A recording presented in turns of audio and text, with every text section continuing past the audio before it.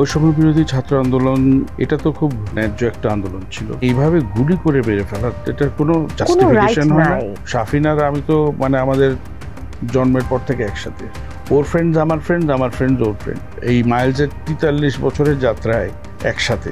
নীলা তুমি কি চাও না হারাতে ওই নীলিমায়, যেখানে দুটি বোন এক হয়ে ছবির মতো জেগে রয়।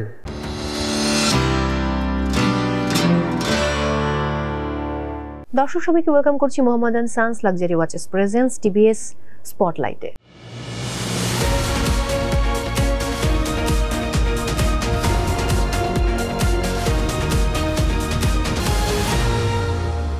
সঙ্গে আছি আমি মৌসুমী মৌ, আর আজ আমার সঙ্গে যিনি আছেন দর্শক, তার সঙ্গে বসে তার সাথে আড্ডা দেয়া কিংবা তার জীবনের গল্প শোনাটা অবশ্যই বলতে হবে যে খুব ভাগ্যের ব্যাপার, এবং সেই সুযোগটা আমার আজকে হয়েছে।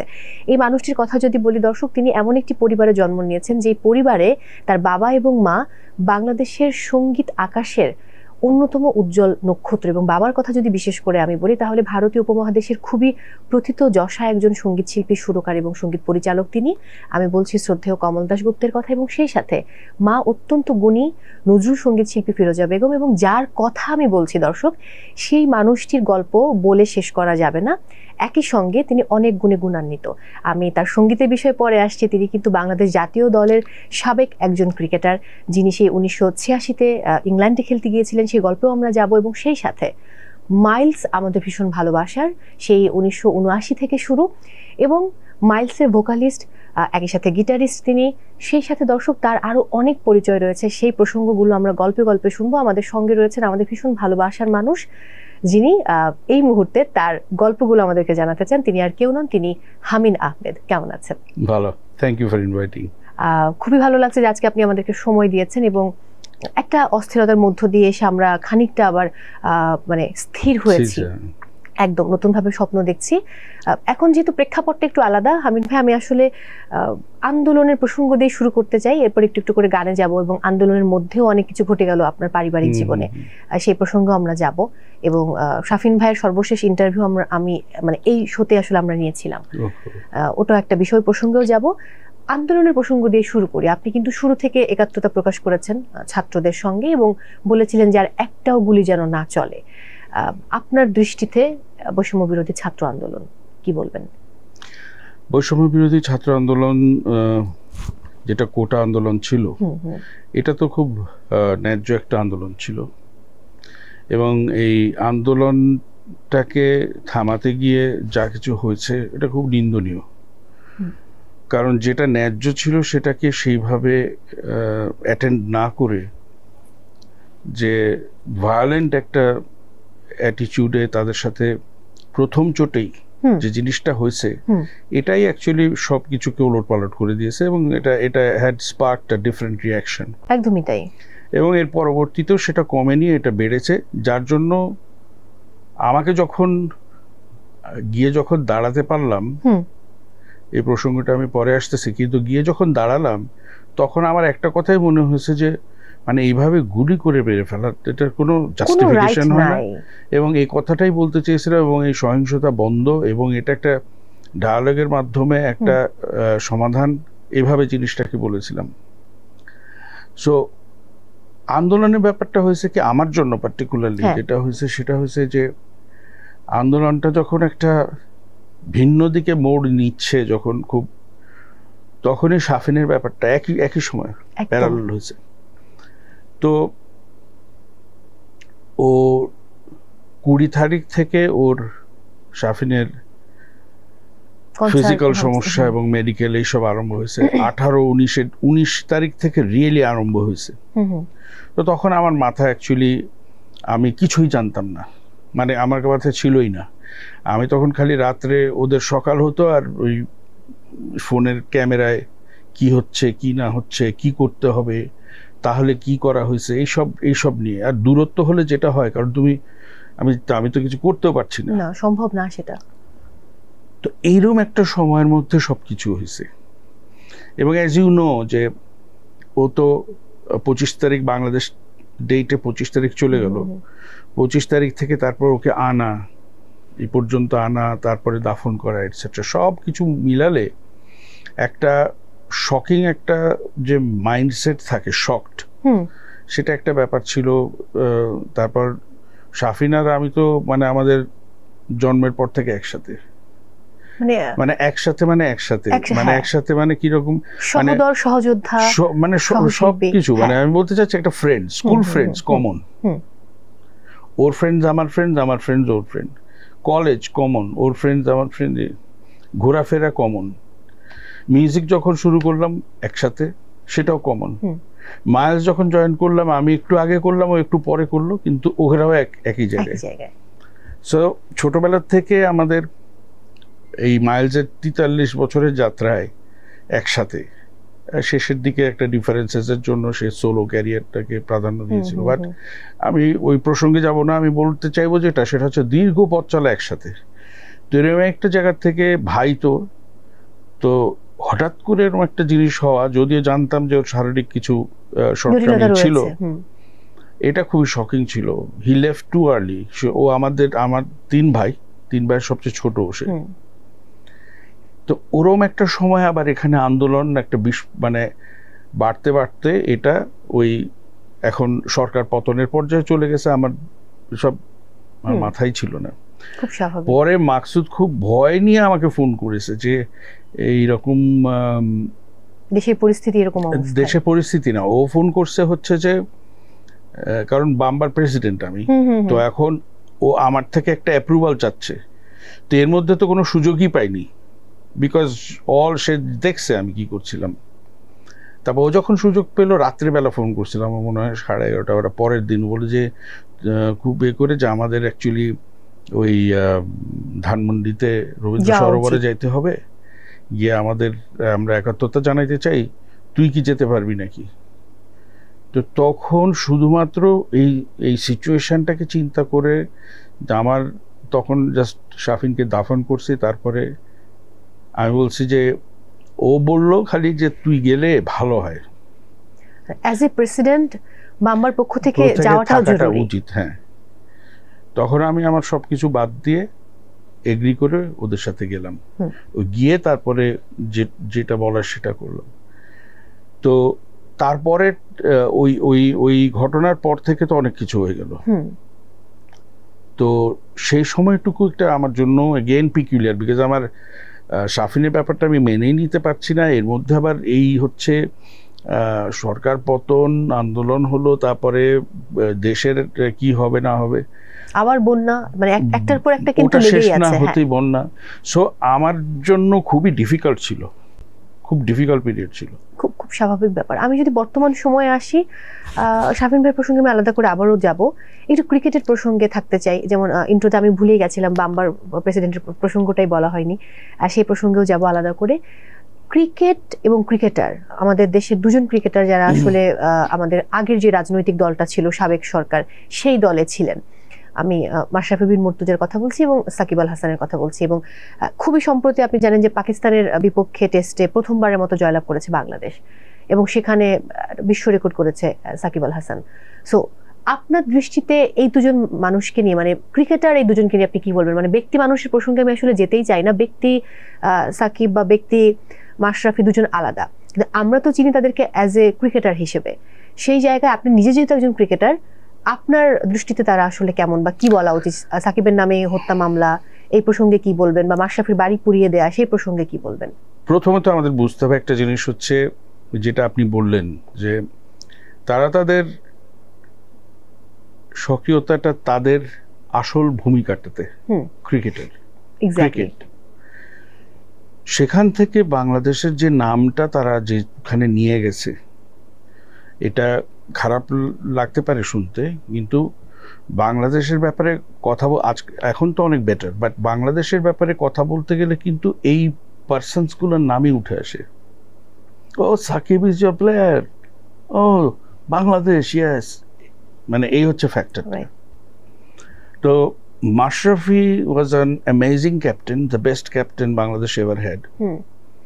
ও নিজের ইনজুরি উপরে উঠে দেশকে যেভাবে সার্ভ করছে ক্রিকেটে, ইজ ভেরি অনারেবল। ও ক্রিকেট অলমোস্ট ছেড়ে দেওয়ার পরে সে পলিটিক্সে আসছে, যেটা আমি মনে করি যে ঠিক আছে, কারণ সে পলিটিক্স করতে চেয়েছে। এটা তার চয়েস যে সে কার টিকেটে কিভাবে সে পলিটিক্সে নিজেকে জড়াতে চেয়েছে। কিন্তু ক্রিকেটার মাশরাফিকে তো আপনি কখনোই যে উচ্চতাটা তার, সেই উচ্চতাকে আপনাকে রাখতে হবে। আর as far as I know যে পলিটিক্সে জয়েন করার পরেও তার কনস্টিটিউয়েন্সিতে সে খুব ভালো ভালো কিছু কাজ করেছে। এবং জেনারেলি মাশরাফির অ্যাটিচিউডটাই অ্যাজ আ পার্সন হিসেবে একটা ভালো অ্যাটিচিউড, সবসময় আপফ্রন্ট, সবসময় সে একটা হেল্পফুল। সুতরাং তার বাড়ি পুড়িয়ে দেওয়া আমার কাছে খুবই খারাপ লেগেছে, বিকজ একটা মানুষের অর্জনের থেকেই মানে কারো কোনো অপরাধ থাকলে সেটাকে প্রমাণ করতে হবে। আপনি এভাবে বাসা টাসা পুড়ায় দেওয়া, এটা মাশরাফির ক্ষেত্রে এটা আমি নিতেই পারি না, মানে আমি এটা কোনোভাবেই সাপোর্ট করি না। সাকিবের ব্যাপারটা হচ্ছে যে সাকিব ক্রিকেটার হিসেবে is the number 1 player for Bangladesh for a long time. আর ওর ক্যালিবারের প্লেয়ার অ্যাকচুয়ালি বাংলাদেশ আর কবে পাবে সেটাও একটা প্রশ্ন আছে। সাকিব নিজেই নিজেকে অনেক প্রশ্নবিদ্ধ করেছে বিভিন্ন সময়, হ্যাঁ, এটা তার করা উচিত ছিল না, বিকজ তার বোঝা উচিত ছিল যে মানে সে যে উচ্চতায় সেখান থেকে এটা করা উচিত কিনা। তো সেসব কন্ট্রোভার্সি বাদ দিলাম, উচিত ছিল তখনই ওকে ওই সব বিষয়গুলো নিয়ে একটা কিছু করা। কিন্তু ক্রিকেটার হিসেবে এগেন সাকিবকে তো আপনি ফেলেও দিতে পারবেন না, অস্বীকারও করতে পারবেন না। আর ও যেটা, এটা আমি মনে করি তার ভুল, এবং এটাও একটা ব্যাপার যে ওয়াইল হি ইজ আ প্লেয়ার, সে আবার ফুললি পলিটিক্সে জয়েন করছে। তো এটা তো দুটো কন্ট্রাডিক্টরি। এবং দেখেন আর একটা জিনিস দেখেন যে তখন যারা ছিল বোর্ডে, তারা এই সাহসটা ছিল না বলার যে হে ওয়েট, হয় তুমি ক্রিকেট খেলো, নইলে তুমি you retire, then you go to politics. You can't play and be a politician, an MP. Right.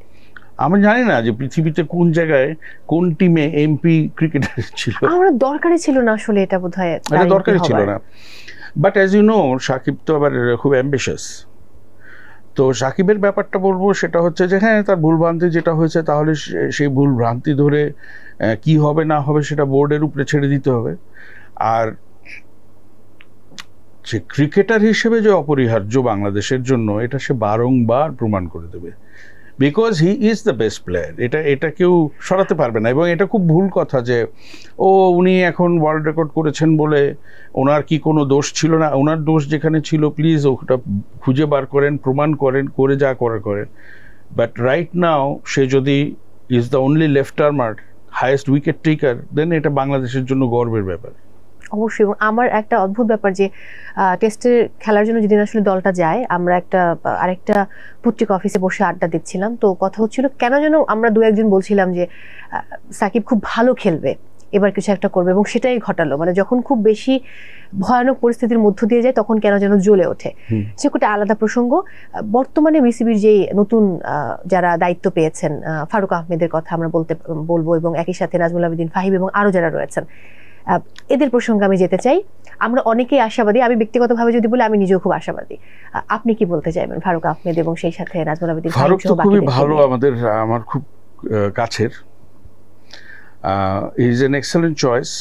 বিসিবির সে দায়িত্ব নিয়ে এসেছে এবং সে কেপেবল। এবং সবচেয়ে ভালো যে জিনিসটা, আমরা নিজেরাও ক্রিকেটার্সদের মধ্যে যখন কথা বলতাম, যে জিনিসটা বার হয়ে আসতো, যে একটা বোর্ড প্রেসিডেন্ট বা একটা বোর্ড যেভাবে চলা উচিত, সেটা ফারুক হয়তো ওই জায়গাটা হয়তো দেখিয়ে দেবে। এবং এই যেভাবে বোর্ডটা চলে আসছে, এটা একটা হযবরল অবস্থায় ছিল, যার জন্য ক্রিকেটও এটা রিফ্লেকশন ছিল। কে কি বলছে, কে কি করছে, কার কি জবাবদিহিতা, কোনো কিছু ঠিক নাই।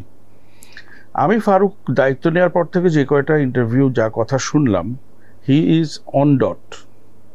যেমন একটা বলি, যেমন ও বলছে, আপনারা সাংবাদিকদের বলছে, আপনারা যে আপডেটটা চাচ্ছেন, আমি চিন্তা করলাম এবং ডিসাইড করলাম আমরা প্রতিদিন একটা প্রেস রিলিজের মাধ্যমে আপডেটগুলো দেব।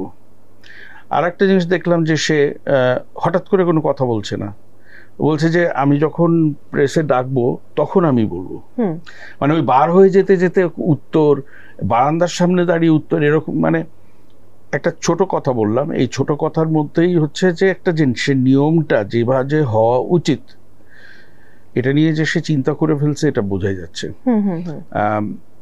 ফাহিমের ইনক্লুশন বিসিবিতে another very positive thing, very dedicated, অনেক নলেজ রাখেন। আমি কিন্তু তার সাথে পরিচিত না, বাট তারপরে আমি বলতেছি আমি অবজার্ভ করে যেটা বুঝছি ওই কোচটা যে বাংলাদেশি, ওনার নাম সালাউদ্দিন সাহেবের কথা বলছেন, উনিও আসবে বোর্ড, এবং উনি তার আসা উচিত হেড কোচ হিসেবে আমি মনে করি। বাংলাদেশের থাকলে আমার মনে হয় যে আরো পজিটিভ একটা ইমপ্যাক্ট করবে। বাংলাদেশ যদি বাংলাদেশি কোচ নিয়ে যদি অ্যাটেম্প্ট করে তাহলে সালাউদ্দিনকে নিয়ে করা উচিত ডেফিনেটলি। এবং আমি মনে করি ওভারঅল তোমার প্রশ্নের উত্তরে আমি বলবো যে আমি অত্যন্ত আশাবাদী। এবং দেখো যে জিনিসটা লক্ষণীয় সেটা হচ্ছে যেই বোর্ডটা একটা সোজা জায়গায় এসছে, সাথে সাথে ক্রিকেটারদের খেলাও বদলে গেছে।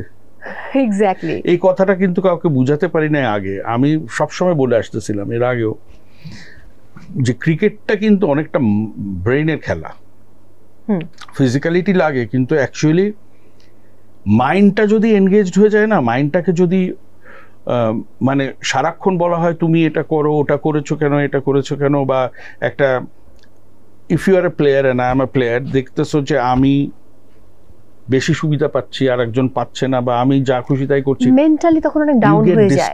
ওয়ান্স ইউ গেট ডিস্টার্ব তখন হয় ইন্ডিভিজুয়াল, যখনই ইন্ডিভিজুয়ালিটি এসে গেল টিম শেষ। একদম একদম। আমি একটু ৮৬-তে ফিরে যাব, যখন আপনি ইংল্যান্ডে খেলতে গেলেন, সেই সময়ের গল্পটা একটু শুনতে চাই। না, সেই সময় এখন একটা জিনিস আমি সবার উদ্দেশ্যেই বলতে চাই যে বাংলাদেশ ক্রিকেট ৯৭ থেকে হয় নাই। বাংলাদেশ ক্রিকেট আমাদেরকে স্মরণ রাখতে হবে সেই বোধহয় ৭২ না ৭৩-এ প্রথম এমসিসি যখন আসছিল, সেখানে এই রকিবুল ভাই, আশরাফুল ভাই, তান্না ভাই, হীরা ভাই, তখন যারা যারা বাংলাদেশ ক্রিকেটকে সামনে নেওয়ার চেষ্টা করেছে তাদের নামগুলো আসা উচিত, সবার জানা উচিত। ৮৬-তে আমি ১০ বছর ক্রিকেট খেলছি, এবং আমি যেটা করি সিরিয়াসলি করি, আমি সিরিয়াসলি খেলেছিলাম, এবং I think I proved my self to the point যে যখন আমাকে অনেক অনেক ধরনের ক্রিকেটে দেখে আসতেছে, অনেক ধরনের ব্যাপার থাকে, টিলেকশনেও অনেক বিষয় থাকে, একটু এদিক থেকে অ্যাডিশনাল, ওদিক থেকে একটু।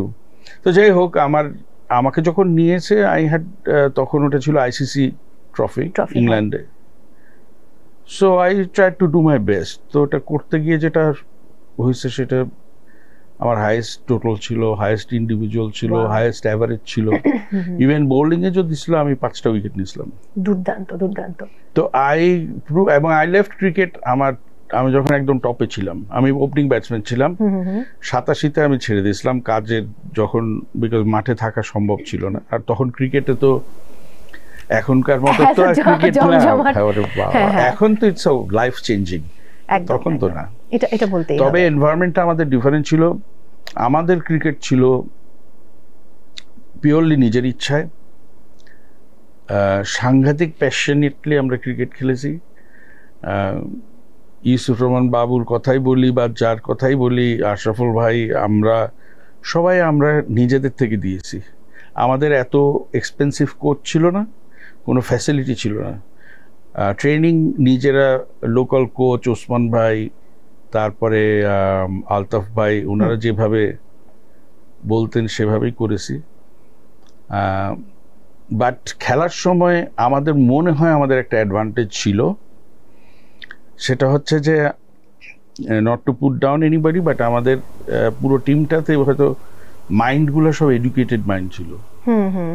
প্রত্যেকে আমরা মানে ওই শিক্ষাগত যোগ্যতাটা, সো থট প্রসেসটা যেটা ক্রিকেটে লাগে, একটা ব্যাপার আছে, একটা গুড বন্ডিং টিমের মধ্যে। আমি মনে করি ক্রিকেটে আপনি যতই সারা দিনে যত ঘন্টাই আপনি ব্যাট টু বল টু ব্যাট করেন না কেন, যত দৌড় ঝাঁপ, ক্যাচ নেওয়া, ডাইভ দেওয়া করেন না কেন, যত ভালো কোচই হোক না কেন, আপনি যখন 22 গজে যখন বলটা আসে না, তখন ডিসিশনটা আপনাকে নিতে হয়।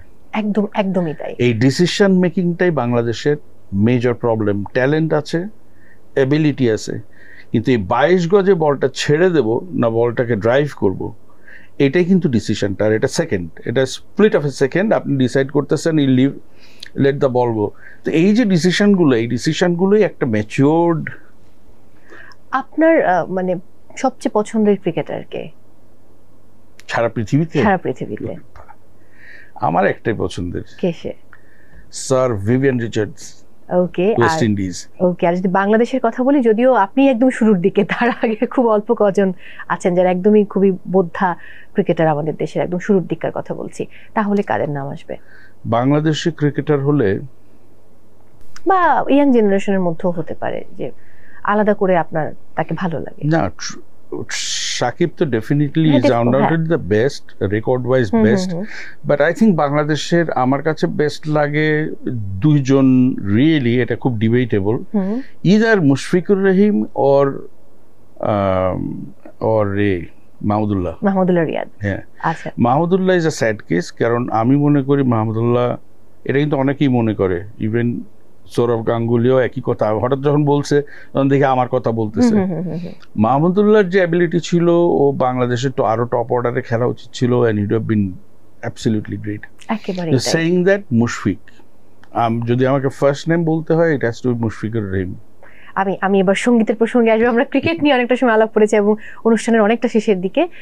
বাম্বা থেকে এই যে নতুন করে আবার যে এখন সবকিছুর পরে আবার মাইলসের নতুন করে শুরু করা, এবং আমরা তো চাই যে আবার কনসার্ট হোক, দেশটা স্বাভাবিক হোক, স্বাভাবিকের পথে নিশ্চয়ই। সো বাম্বা থেকে কি প্রস্তুতি নেওয়া হচ্ছে বা আপনাদের প্ল্যানিং গুলো কি? দেখেন, বাম্বা থেকে প্রস্তুতিটা তো আমরা সবসময় আমাদের মেম্বারের জন্য নিয়েছি। বাম্বা তো একটা ধরেন ওই ইভেন্ট করে এরকম ধরনের অ্যাসোসিয়েশন না, বাম্বাটা হচ্ছে একটা প্রাইভেট অ্যাসোসিয়েশন, যেটা সরকারিও না, আধা সরকারিও, এটা প্রাইভেট একটা অ্যাসোসিয়েশন। তো বাম্বার দৃষ্টিভঙ্গি এবং দৃষ্টিকোণ সময়ের সাথে বদলেছে, এবং আমরা এখন ইন্টেলেকচুয়াল প্রপার্টি নিয়ে বেশি কাজ করছি। আমরা দেখছি, পর্যবেক্ষণ করতেছি, যদি দরকার হয় তখন হয়তো আরো অনেক ইভেন্ট করব, দরকার যদি মনে করি ওরকম। বাট বিষয়টা হলো, আসল বিষয় যেটা হলো, আপনি দেখবেন এটা খুব দুঃখজনক যে বাংলাদেশে সবসময় সব প্রফেশনেরই যাই হোক না কেন একটা সময় তারা কাজে নেমে পড়ে। ব্যাংকগুলো খুলে গেছে, অফিস খুলেছে, ফ্যাক্টরিগুলো চলছে, যার যার যে কর্মস্থল, সেই কর্মস্থলে সবাই যেতে পারছে। অনলি শিল্পীদের প্রবলেম। এমন এনভায়রনমেন্ট হয়, ইউ ডোন্ট নো। আজকে রাইট নাও আমি যদি বলি, আমার একটা পোস্ট খুব চোখে লেগেছে, সেটা ছিল শিল্পীরা একটা লেখা পোস্ট, আমি জানি না কে লিখেছে, খুব এফেক্টিভ। শিল্পীরা একটা আশ্চর্য প্রজাতি না এরকম কি জানি লেখা আছে, যে তারা খেতে পায় না, কালকে খাবার কোথা থেকে আসবে এটা ঠিক নাই, কালকে কোনো কাজ করতে পারবে তা ঠিক নাই, কিন্তু সে চ্যারিটি বললে সে সব দিয়ে দেয়। কথা সত্য, এ সত্যি। পয়েন্টটা হচ্ছে, এখন পর্যন্ত আমাদের ফিউচার ইন মিউজিক বাংলাদেশে কি হবে, এনভায়রনমেন্টটা, কনসার্ট হচ্ছে এখানে সেখানে, বাট পয়েন্টটা হচ্ছে প্রফেশনালি, আপনি যদি প্রফেশনালি, মানে মিউজিক হলো আপনার আর্নিং, তার মানে হচ্ছে আপনার একটা কনসার্টের সার্কিট থাকতে হবে, আপনি পেমেন্ট পাবেন, আপনি আর্ন করবেন, এটসেট্রা এটসেট্রা। এই জায়গাগুলো অনিশ্চয়তার মধ্যে। একদম, এটা নিয়ে আসলে খুবই দুঃখজনক। জানি না মাইলস সবাই কেমন আছে? মানাম ভাই এসেছিলেন আমাদের শোতে, তার সঙ্গে অনেক আড্ডা হলো। সো মাইলস আমরা সবাই অ্যাকচুয়ালি ডিভাস্টেটেড। আমাদের ডিফারেন্স যাই ছিল তার সাথে, বাট উই নেভার ফরগট হু শাফিন ওয়াজ। আর এতদিনের পথ চলা তো, সো আমরা সবাই খুবই এই ব্যাপারটা নিয়ে খুবই ডিস্টার্বড, এবং এটা এফেক্ট করেছে ডেফিনেটলি। তুর্যর কথা বললেও এফেক্ট করেছে, জুয়েলের কথা বললেও, ব্যাক টু ব্যাক। হ্যাঁ, এবং সুতরাং এখন মাইলস এমন একটা ব্যান্ড যেটা আবার সবকিছু ছাড়িয়ে চলেও এসছে এতদূর। সো আমাদের কার্যক্রম ফুল ফ্লেজে আমরা হয়তো 40টা শেষ হলে পরে শুরু করব। আচ্ছা, তো কি আঙ্গিকে করব, কিভাবে করব, সেটা একটু চিন্তা ভাবনা করতে হবে। এখনো সেই প্ল্যানিংটা হয়নি। এতগুলো পরিচয়ের বাইরে গিয়েও কিন্তু আপনি একজন ব্যবসায়ী, আপনি খুব স্বনামধন্য একটি প্রতিষ্ঠানের খুব গুরুত্বপূর্ণ পদে রয়েছেন দীর্ঘদিন ধরে। এই কাজগুলো আপনি কখন সময় দেন বা কিভাবে করেন? না, আমি যেভাবে করেছি সেটা, আবার ব্যবসার জন্য তো আপনাকে বিদেশেও যাতায়াত করতে হয়। একটা হচ্ছে নিজের, এখন তো নিজের কিছু ব্যবসা আছে, ওগুলো সেভাবে করেছি যেটা আমি যতটুকু পারি ম্যানেজ করতে, বাকি আমার পার্টনার করে। আর যখন ফুল ফ্লেজেড কাজ করেছি, টিপিক্যাল 9 to 8, 9 to 9, তখন ওই ব্যাপারটাই আমি অন্যদের সবাইকে যখন জিজ্ঞাসা করে বলি যে যদি প্যাশনেট হও তাহলে সব পসিবল। এরকম ছিল যে লাঞ্চের হয়তো সাউন্ড চেক, তো গাড়িতে এক সেট কাপড় থাকতো, অফিসের তো লাঞ্চে বাইরে হয়ে যেতাম। তো লাঞ্চে বার হলে গিয়ে গাড়িতে ঢুকে কাপড় বদলাতাম, বলতে সাউন্ড চেকে গিয়ে সাউন্ড চেক করতাম, আবার সাউন্ড চেক শেষ করে আবার লাঞ্চও শেষ হয়ে, মানে ওই টাইমিংটা আবার ব্যাক। আর রিহার্স করতাম হচ্ছে মাঝে মাঝে অফিস থেকে স্ট্রেট চলে যেতাম, অথবা বাসায় গিয়ে তারপরে যেতাম। কখন এমন হয়েছে, কারণ আপনার মানে যিনি অর্ধাঙ্গিনী বা আপনার সঙ্গী, তিনিও একজন গুণী সঙ্গীত শিল্পী কানিজ সুবর্ণাপা, সো কখনো কি এই মানে সময় দেয়া না দেয়া নিয়ে কখনো ঝগড়া হয়েছে? না, কানিজের এই জিনিসটা মারাত্মক। ও অনেক ফ্রিডম দেয়, আর ও যেহেতু নিজে একজন সঙ্গীত শিল্পী, হ্যাঁ, সো ও জানে একদম। 3 সন্তানের গল্পটা ছোট্ট করে শুনবো। 3 সন্তানের 3জনই কি গানের সঙ্গে সম্পৃক্ত, নাকি ওরা আলাদা পথ বেছে নিয়েছে? না, আমার বড় ছেলেটা হচ্ছে ডেটা অ্যানালিস্ট, ও নিউ ইয়র্কে থাকে, তো ওর কর্মক্ষেত্রে ঢুকে গেছে একদমই আলাদা। হ্যাঁ, আলাদা। সে একটু বড় ভাব। ও গান খুব পছন্দ করে, ও গান খুব শুনে, এবং সে একটা ভালো ক্রিটিক। ওকে ওকে। তো আমার মজা লাগে, কারণ আমি আমার শোতে যখন দেখে তখন আমি জিজ্ঞেস করি যে কোন গানটা তোমার পছন্দ, ওর দিক তাকায় থাকি আর মনে মনে হাসি। ও তখন মনের মধ্যে আর কি গুছাচ্ছে যে সে কোনটা, কিন্তু যেটা বলে অ্যামেজিংলি আমি দেখলাম যেটা বলে ওটাই ঠিক। ওই গানটাই হয়তো খুব সুন্দরভাবে হয়েছে এবং ওই গানটা পিক করে। আমার অন্য দুটো বাচ্চা তো অ্যাজ ইউ নো অটিস্টিক, এটা আমাদের বিগেস্ট চ্যালেঞ্জ। ওরা বিউটিফুল দুইটা কিড, দেখতে একটা হয়েছে মায়ের মতো, একটা হয়েছে আমার মতো, আমার বাবার মতো হচ্ছে। আর ওদের এক্সপ্রেশন সবকিছু ওদের মতো, সো নন ভার্বাল, কথা বলতে পারে না, so that is another huge challenge. But music বোঝে, মিউজিক সারাক্ষণ।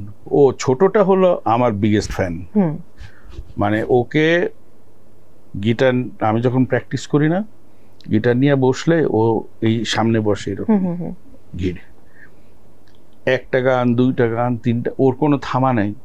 ওর হচ্ছে আমি থামতে পারবো না, যেই শেষ হয় ওর সাথে সাথে আমার হাতটা নিয়ে আবার গিটারে দিয়ে আর একটা শুনবে। তো প্র্যাকটিস করলে সে আছে। আর বড়জন তো আশ্চর্য, কোথা থেকে পায় জানি না, ওর লিসনিং সবই নিউয়ার ব্যান্ডস, বাট সে খুঁজে পেয়েছে, মানে লিঙ্কিন পার্ক থেকে শুরু করে এখন ওই chain smokers or what ever is the new band, এদের সবারই গান সে শুনে। একদিন দেখে আমার পাশে এসে বসছে, আর ওর মোবাইল চালানো তো অদ্ভুত, সেকেন্ডের ব্যাপার। তো আমার পাশে এসে বসে আমার শেষ ঠিকানা বলে একটা গান আছে, ওই গানটা ধরে আমাকে ধরে দেখে আর হাসে, মানে ও লোকেট করছে যে আমি অ্যাকচুয়ালি গিটার বাজে, আমি এরকম। সো ওদের নিয়ে ওই ফানটা আছে। তো ওদের life different, so we are both adjusted to that. বাবা এবং মায়ের কোন দিকগুলো আপনি পেয়েছেন? আই থিঙ্ক আমি পেয়েছি মায়ের যে এটা খুব সহজ একটা মানুষের সাথে মেশার যে প্রবণতা একটা। 2 নম্বর হচ্ছে বাবা তো অনেক আগে মারা গেছিলেন, আমরা যখন জাস্ট টিনেজ ছিল। মা actually shaped our life, so তার she was a remarkable woman, not just as an artist, as a human as well. এবং আমাদের সবকিছু উনি বেসিক্যালি দাঁড় করে দিয়েছিলেন, এবং তার মধ্যে একটা ছিল যে স্টেইং, মানে পাটা মাটিতে যেন থাকে, ওনার মধ্যে কোনো দাম্ভিকতা ছিল না, কখনো ছিল না। প্রকৃত শিল্পীর আসলে দাম্ভিকতা থাকে না। শিল্পী তো অনেকেই আছে, কিন্তু দাম্ভিকতাটা ওনার স্কিলের একটা আর্টিস্ট, মানে আমি বলি একটা যেমন কলামন্দিরের শো করলেন হচ্ছে 2.5 ঘন্টা, ব্যাক স্টেজে প্রত্যেকটা ওনার ভক্তদেরকে 1 থেকে 1.5 ঘন্টা 1.5 ঘন্টা শুধু তাদেরকে অটোগ্রাফ দিচ্ছেন, কথা বলছেন এটসেট্রা। এবং অটোগ্রাফ যে দিতেন উনি আমাদের মতো এরকম সাইন করে ছেড়ে দিলাম এরকম না, প্রত্যেকটা মানুষকে, এটা আশ্চর্য, যখন দিয়েছে তার নাম জিজ্ঞাসা করা, কি করে জিজ্ঞাসা করা, এবং সেই বরাবর উনি একটা গানের লাইন লিখে দিতেন। ওয়াও, অনবদ্য এক কথায়। তো সবকিছু থেকে আন্তরিকতা ছিল, আন্তরিকতাটা মাস্ট। এটা ওনারই ছিল যে সবসময় মনে রাখবা যে ইউ আর হিউম্যান ফার্স্ট, যেটা খুব খুব বেশি জরুরি এই সময়ও একই কথা বলবো আমি। একদম শেষে রয়েছি, একটা গানের খানিকটা অংশ তো শোনাতেই হবে, এবং সেই সাথে দর্শকদের উদ্দেশ্যে কিছু বলার জন্য অনুরোধ করছি।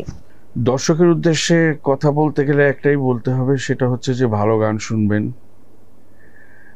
জীবন থেকে গানটা অবশ্যই রাখবেন, কারণ এটা একটা অন্য উইন্ডো। ভালো গান শুনবেন এবং নকল গান পরিহার করবেন, আর সবাই যে যেখানেই থাকুন ভালো থাকবেন। একদমই তাই। আর গান তো আমি এখন গাই নাই, আজকে প্রায় 35 দিনের মতো হতে চললো। কোনো অসুবিধা নেই, খানিকটা একটু শুনতে চাই। তোমার চোখে যে দেখি আমি জীবনটাকে, ভালোবাসার স্মৃতিগুলো তোমাকে কাছে চাই,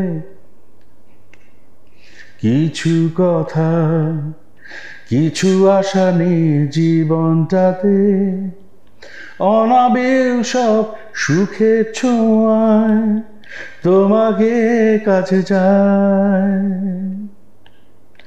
ওই শুধু নীলিমায় মন হারিয়ে যেতে চায়, যেথায় সময় থেমে রয় তোমারই আশায়। নীলা তুমি কি চাও না হারাতে ওই নীলিমায়, যেখানে দুটি বোন এক হয়ে ছবির মতো জেগে রয়।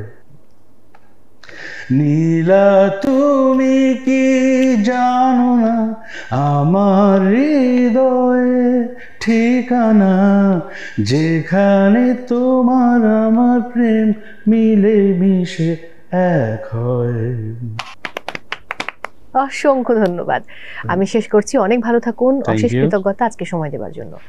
দর্শক, বিদায় নিচ্ছে আজকের মতো Mohammad Sans luxury watches presents TBS spotlight থেকে। দেখা হচ্ছে আবারও, অবশ্যই আপনাদের পছন্দের কোনো তারকাকে সঙ্গে নিয়ে।